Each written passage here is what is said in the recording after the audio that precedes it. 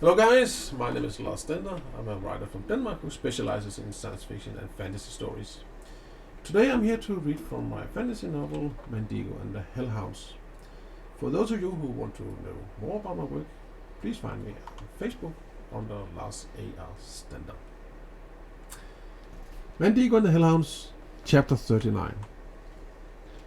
The humongous wolf tilted his unusual two-colored head one last time and howled towards the moonlit evening sky. The doleful, piercing sound echoed back and forth between the mountains in the narrow valleys and wound like eerie warnings among the treetops. Mice and other creatures cringed instinctively in their caves, and even larger animals froze to sudden attention. But this wolf howl was not a hunting signal. It was a response to a call and an invitation to meet.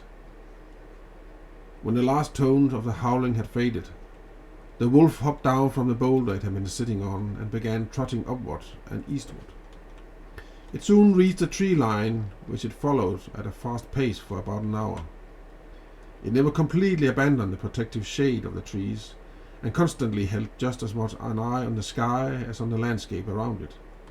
Magdan had great respect for Sherlocks, and even though it wasn't normal for them to fly so far up north, they had been spotted on occasion up where he was now. In keeping with their master's increased power and greediness, they had begun to expand their hunting territories too. A big shadow suddenly rushed across the arch of the sky and made the stars twinkle. Magdan carefully stopped below the dark treetop of a pine tree.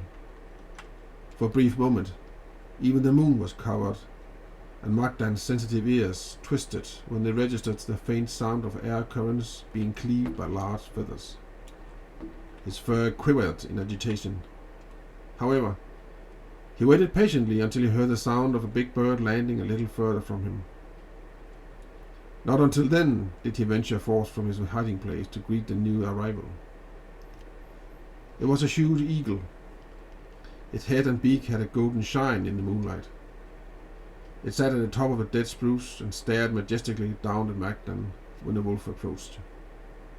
For a moment, they merely looked at one another.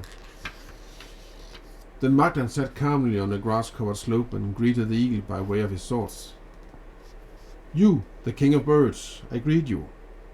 I thank you for coming. I am in need of your help, believe me. These painful years will soon subside." And the eagle responded in the same fashion. "I heard your call, king of the forest. You frightened both the mice and cattle in stables. But I also heard another. Was it the boy, or was it the man?" Magdan pricked up his ear and turned his glowing gaze towards the south.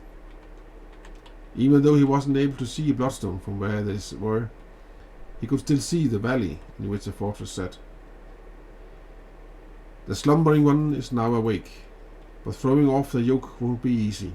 He must suffer a bit more. But by then we'll be more, and not less." But the eagle had doubts. "The Dark One's flock is hungry and big. He has monsters and dogs in leashes. We cannot fight him alone. Humans must help us." Magdan had already considered that possibility. "Humans don't love us, that is true. But when the Dark One's armies burn all their corn and land, then shall man and woman stand up, and we must be prepared to follow their path." The eagle nodded with its golden head and spread its powerful wings. After a few strokes, he tore off from the spot he had been standing on and floated off into the night. Magdan got up himself and slipped noiselessly between the trees and lowered down the slope. Soon, he was hidden by the forest. End of chapter. Okay. I got your game. Yeah, no. Not really. Because now we are back to the beginning. Yeah. Yeah. I followed that instantly. But I think it's because, as I told you before, I remember the stories. Yeah. So for me, the whole thing always there. Yeah. I believe that if I was not paying enough attention, Mhm. I would definitely have been surprised. Yeah. And your But you somehow knew that this great big wolf would make a reappearance. exactly. Yeah. You made a lot of efforts in the beginning to make clear of Yeah. these animals. Yeah. So in some unconscious, you know that it was gonna come. Yeah. It would have some kind of Impact. impact. Yeah. Yeah. So for me, that was kind of a thing. I did not know that it would have to do with him. Nope. But clearly, they remember. Yeah. So the sound made them remember each other. Yeah. If the wolf is just a wolf, we don't know, because the human don't like us. So there is definitely something elfish, probably, because they can talk, and they're animals. So elf would make sense. Human don't like anything that's not human, so elf is a magical thing. Equal, we're afraid of it, so we don't like it. Makes sense. Okay. Yeah. Anything I missed? No. Damn, I'm good.